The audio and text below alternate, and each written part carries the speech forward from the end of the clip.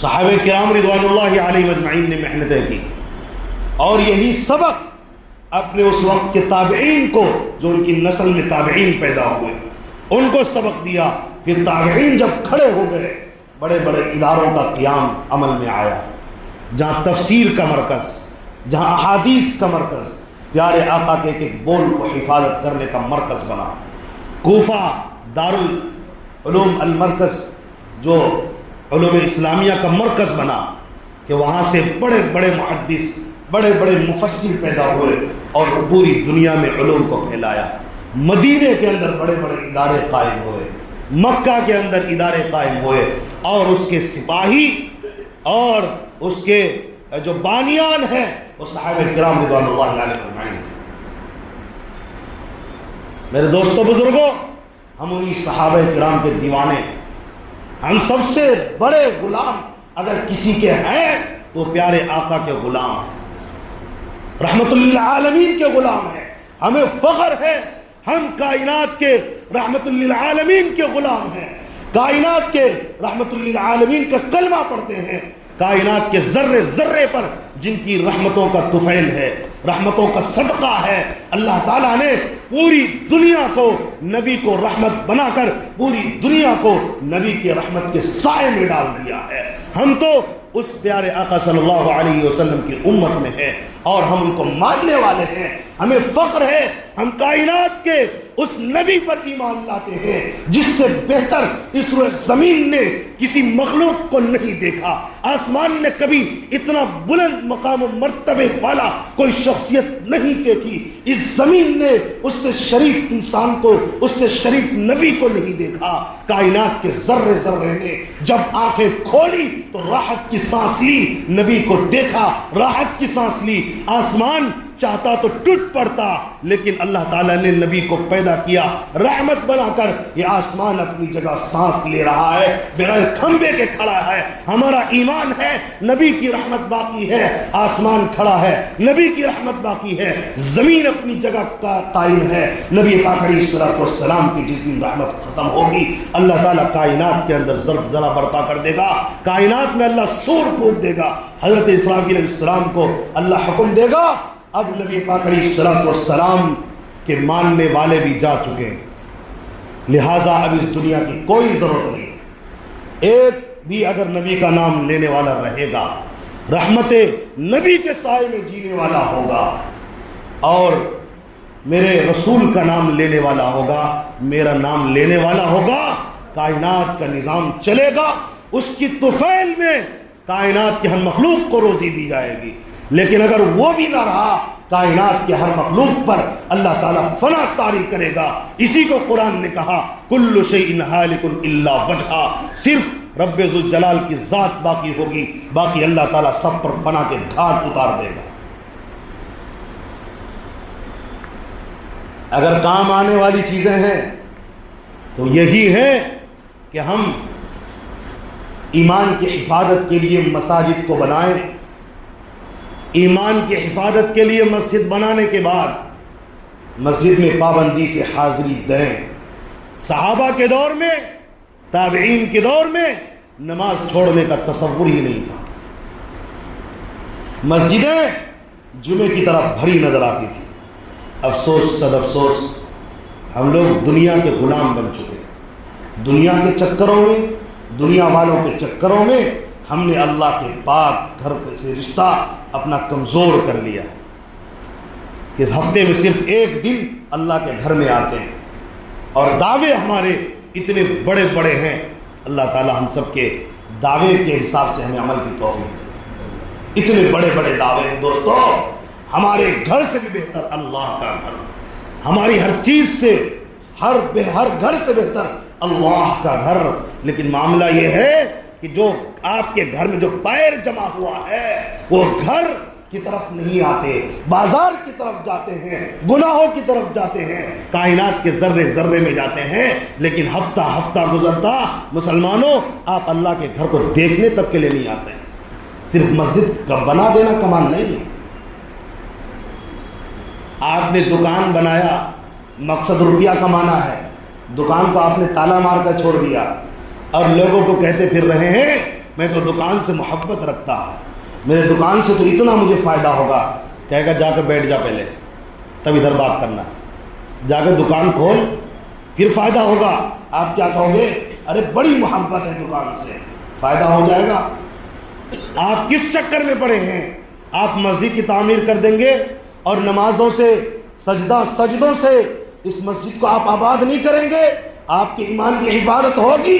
بہت مشکل ہے۔ اس لیے روز بروز ہمیں یہ خبریں مل رہی ہے کہ لوگ، مرد، عورتیں، بچے، بچیاں ایمان کا سودا کر رہے ہیں۔ اللہ ہم سب کی حفاظت فرمائے۔ بچے بھی اور بچیاں بھی، کھایا باپ کا، رہا ماں کے پاس، وقت گزارا بھائی بہنوں کے پاس، رہا رشتہ داروں کے پاس، آنکھیں کھولی کلمے والے کے گھر میں، خون کہہ کے قطرہ کلمے والے کے پیسے سے پلا بڑھا۔ آج دنیا کی لت لگ گئی، دنیا کے اتنے بھکاری اور پجاری ہو گئے کہ تم نے رشتہ داروں کو طلاق دیا، رشتہ داروں کو چھوڑا، کسی اور مجرم کے آگے جا کے بیٹھ گئے، اس ناپاک کے آگے بیٹھے جو اللہ رب العزت کا انکار کرتا ہے، جس کو قرآن نے کہا انما المشرکون نجس۔ ایسے ناپاک ہیں یہ لوگ، جتنا گندا تو پاخانہ بھی نہیں ہوتا۔ یعنی شرک کی گندگی ان کے پاس اتنی خطرناک ہے۔ یہ شرک اللہ کو ناپسند ہے۔ شرک اور ایمان کی بات آئے گی، کوئی چاپلوسی نہیں، کوئی کمپرمائز نہیں۔ اللہ نے دو ٹوک لفظوں میں کہا کہ مشرکین یہ جہنم میں جائیں گے، مشرکین ناپاک ہیں۔ اللہ تعالیٰ نے کہا ایمان والے یہ میرے خاص بندے ہیں، یہ جنت میں جانے والے ہیں۔ اللہ نے قرآن میں ایک جگہ نہیں سینکڑوں جگہ پر آیتوں کو اتارا اور بیان کیا۔ اس لیے ہمیں بیان کرتے ہوئے بھی یہ سمجھنا چاہیے، جب ایمان کی حفاظت کا ذریعہ مسجدوں کو سجدوں سے آباد کرنا ہم نے چھوڑا، اور گھروں کو عورتیں اگر سجدوں سے آباد نہیں کی، تو آج دوسرے کے گود میں سب کو چھوڑ کر، خونی رشتے کو بھی چھوڑ کر، اللہ اور اس کے رسول کو چھوڑ کر، ایمان چھوڑ کر دوسرے کے پاس جا کر بیٹھ رہے ہیں اور دوستیاں کر رہے ہیں اور سارا شرم و حیا لٹا چکے ہیں۔ اس لیے اگر ایمان بچانا چاہتے ہیں مسجدوں میں آنا شروع کر دیں۔ اللہ تعالیٰ کو وہ بندہ بہت پسند ہے جو مسجدوں میں آنا جانا کرتے رہتے ہیں۔ پیارے آقا صلی اللہ علیہ وسلم نے ایک روایت میں فرمایا کہ جو آدمی مسجد میں آنا جانا کرتا ہے اس کے ایمان کی گواہی دو کہ وہ ایمان والا ہے۔ اسی طرح ایک روایت میں فرمایا کل قیامت کے دن اللہ تعالیٰ کہ عرش کے علاوہ کوئی عرش کا سایہ، عرش کے سائے کے علاوہ کوئی سایہ نہیں ہوگا۔ سورج قریب آ جائے گا، لوگ گرمی کی تپش کے شکار ہوں گے، اس سائے میں اس بندے کو جگہ ملے گی جس کا دل مسجد سے اٹکا ہوا رہتا تھا۔ فجر پڑھ کے گئے لیکن محبتیں دل میں اتنی ہیں مسجد کی، ظہر میں پھر مجھے جانا ہے، ظہر پڑھ کے گئے، عصر میں پھر مجھے اللہ کے گھر میں جانا ہے، عصر پڑھ کے گئے، مغرب میں پھر مجھے حاضری دینی ہے، اور مغرب میں گئے اور پھر پڑھنے کے بعد یہ خیال آتا ہے میری آخری نماز عشاء کی بچی ہے، میں اللہ کے گھر کا دیدار کر لوں، پھر میں اپنے بستر پر جاؤں گا۔ یہ تصور ایمان والے کے دل میں ہو تو نبی فرماتے ہیں یہ پکا مومن ہے۔ نبی فرماتے ہیں اللہ تعالیٰ اس کو عرش کے سائے میں جگہ دے گا، وہ اس بات کی علامت ہوگی یہ شخص جنت میں ضرور جائے گا۔ اس کے اثرات اور علامات یہ ہے میدان محشر میں جہاں کوئی کسی کو پوچھنے والا نہیں ہوگا، اللہ کے آگے سارے لوگ ننگے درنگے کھڑے ہوں گے، بے لباس کھڑے ہوں گے، سب کو اپنی عزت کی پڑی ہوگی۔ کچھ لوگ عرش کے سائے میں جائیں گے، اس میں وہ بندہ بھی ہوگا جو مسجد کو بنانے کے بعد مسجد کو اپنے سجدوں سے آباد کرتے ہیں۔ اور ہماری مائیں بہنیں گھروں کے اندر مصلی بچھا کر وہاں مصلی اور گھروں کو نمازوں سے آباد کرتے ہیں۔ میرے دوستوں بزرگوں، ایک ذمہ داری تو ہماری یہ ہے کہ ہم مسجد کو تعمیر بھی کریں، مسجد پر کوئی آنچ آئے اس کی حفاظت ہماری ذمہ داری۔ اسی طرح اپنے ایمان کو بچانے کے لیے مسجد بناتے ہیں۔ یہ صرف رسم نہیں ہے کہ بس مسجد بنا دیا اور عبادتیں چھوڑ دی، یہ کوئی طریقہ نہیں ہے۔ اس میں ارادہ کرے اس پاکیزہ مہینے میں موت کے آخری سانس تک 5 وقت کی نماز میں دنیا کے کسی حصے میں رہوں، اگر مسجد وہاں موجود ہے تو میں مسجد میں جا کے نماز ادا کروں گا انشاءاللہ۔ آپ ارادہ کرو، اللہ پورا کرے گا۔ ارے اسی لیے کسی شاعر نے کہا ہے، اگر ہمت کرے پھر کیا نہیں انسان کے بس میں، اگر ہمت کرے پھر کیا نہیں انسان کے بس میں، یہ ہے کم ہمتی جو بے بسی معلوم ہوتی ہے۔ اس لیے ہمت کریں، ارادہ کریں، گھبراتے کیوں ہیں؟ 10-15 منٹ اللہ کے گھر کے لیے ہمارے پاس ٹائم نہیں ملے گا، دنیا کے لیے ملے گا، اللہ کو گھر کو دیکھنے کے لیے، اللہ کی عبادت کے لیے ٹائم نہیں مل سکتا۔ روزانہ 1 گھنٹہ 1.5 گھنٹہ نماز کے لیے کون سا مشکل کام ہے؟ بہت سارے لوگ کر رہے ہیں، آپ کے سامنے موجود ہیں۔ اسی طرح دوسری ذمہ داری قرآن کے علم کی حفاظت کے لیے، احادیث کے علم کی حفاظت کے لیے مدارس کی حفاظت کرنا اور مکاتب کا قیام بھی کرنا، اور مکاتب میں بچوں کو بھیجنا، بچیاں ہو چھوٹی، بچے ہو چھوٹے، ان کو مسجدوں میں بھیجنا، مکاتب کے اندر بھیجنا، یہ ہم سب کی ذمہ داری، اور اپنی نسلوں کو مدارس میں بھیج کر قرآن کی تعلیم دینا، احادیث کی تعلیم دینا، یہ ہماری ذمہ داری۔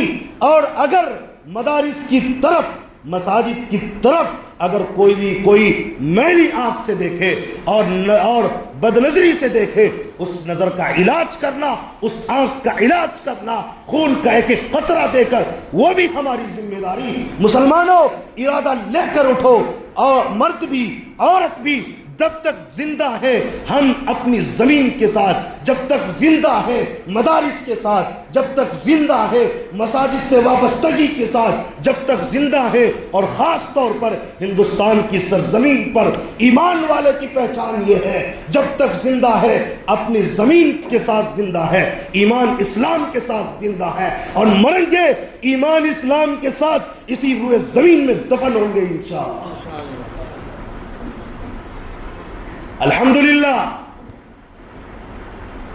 جب سے ہندوستان کے اندر ایمان والے سانس لے رہے ہیں، سینکڑوں لاکھوں کروڑوں لوگ اسی زمین پر ایمان کی حالت میں، عبادت کی حالت میں، اللہ کے وارث، اللہ کے نبی کے وارث بن کر، اور قرآن کا علوم لے کر، اور سجدوں سے اپنی عبادت کو تازہ کرتے رہ کر، زندگی گزار کر، ایک اللہ کا نام لے کر، کفر و شرک کو ٹھکرا کر، اپنے پیروں تلے کچل کر زندگی گزارے ہیں، مرد بھی، عورت بھی، بچے بھی، اور مرنے کے بعد اسی زمین میں دفن ہوئے، لیکن ایمان کے ساتھ سودا نہیں کیا، زمین کے ساتھ سودا نہیں کیا، نہ ایمان چھوڑیں گے، اللہ کی قسم، نہ زمین چھوڑیں گے۔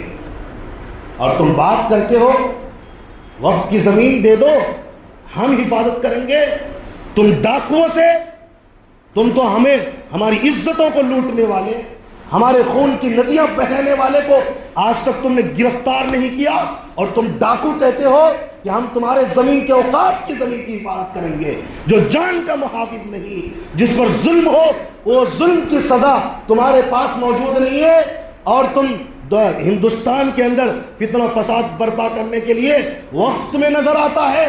اگر یہی بات ہے، جو دان کرتا ہے، عیسائی جو دان کرتا ہے، غیر مسلم اسی طرح جو بھی دان کرتا ہے، سب کے بارے میں یہ قانون آپ بنائیں جو بنانا چاہ رہے ہیں، پتہ یہ چلا آپ کے نیتوں میں بہت بڑا کھوٹ ہے، اور اس کھوٹ پر ہم کسی حالت میں کامیاب نہیں ہونے دیں گے۔ آپ ہماری عبادت کے خلاف قانون بنائیں گے، جوتوں تلے رون دیں گے، اس قانون کو توڑنا ہندوستان کے ایک ایک مسلمان مردوں کی، عورتوں کی ذمہ داری ہے۔ اگر عبادتوں کے خلاف قانون بنے گا، وہ ہندوستان کے قانون کے بھی خلاف ہے۔ ہم ہندوستان کے قانون کی حفاظت کریں گے، مذہبی آزادی کے ساتھ کریں گے، انشاءاللہ کریں گے۔ کوئی ماء کا لال ہندوستان کی سرزمین پر پیدا نہیں ہوا کہ جو ہمیں عبادت کے خلاف قانون بنائے اور اس پر ہمیں چلا کر دکھا دے۔ اللہ کی قسم، نہ کل چلے تھے اس منحوس قانون پر جو اللہ کی عبادت کے خلاف ہو، نہ آج چل رہے ہیں، آئندہ بھی نہیں چلیں گے، اور ہماری نسلیں بھی نہیں چلیں گی۔ تم کس بھول بھلائیے میں ہو؟ پاگل ہو رہے ہو تم، اور اپنی پاگل بندی کا اظہار کر کے ہندو مسلمانوں کے اندر تفریق پیدا کر کے پریشان کرنے کرنا تو کچھ ہے نہیں تمہیں، لوگ غربت سے مر رہے ہیں، جہالت میں مر رہے ہیں، اس کا تمہیں خیال نہیں ہے، اور تم ہمیں اللہ کے لیے ہمیں کوئی ضرورت نہیں ہے، مردوں کو بھی عورتوں کو بھی میرے باپ دادا نے زمین دی، اللہ کے لیے دی ہے، اور اس کے محافظ ہم ہیں، رہیں گے، ہمیں کسی اور سے حفاظت کی کوئی ضرورت نہیں ہے، اس طرح کی حفاظت جس کے اندر ڈاکو اور چوری شامل ہو جائے۔ حفاظت کرنا ایمانداری سے کیجئے، جس طرح آپ کرتے آ رہے ہیں۔ ڈاکو کی طرح آپ چاہیں گے کہ قانون نافذ کر دیں گے، اس کو شامل کرو تو اس کو شامل کرو۔ کیوں اب تک حفاظت ہماری زمین کی اس طرح سے نہیں ہوئی؟ اب کوئی نئی بات پیدا، ایک آدھ کیس تو ہر جگہ ہوگا، کہتے لوٹ لیا فلاں کی زمین، وقف پر قبضہ ہو گیا۔ آدمی تو آج کل اتنے جرائم کرتا ہے کہ لوگوں کے ذاتی زمین پر ڈاکہ ڈال رہا ہے، پیسے کے بل بوتے پر زبردستی ہڑپ رہا ہے زمین، اور جھوٹے مقدمات لگا کر زمین اور بلڈنگیں اور پتہ نہیں کیا کیا قبضہ رہا ہے۔ تو کیا کہو گے؟ جتنے لوگ ہیں ساری زمینیں، ذاتی زمین بھی سرکار دیکھے گی، اور ہم لوگ الو بیٹھے ہیں یہاں پر بیوقوف کی طرح کہ ہمارے گھر کی نگرانی۔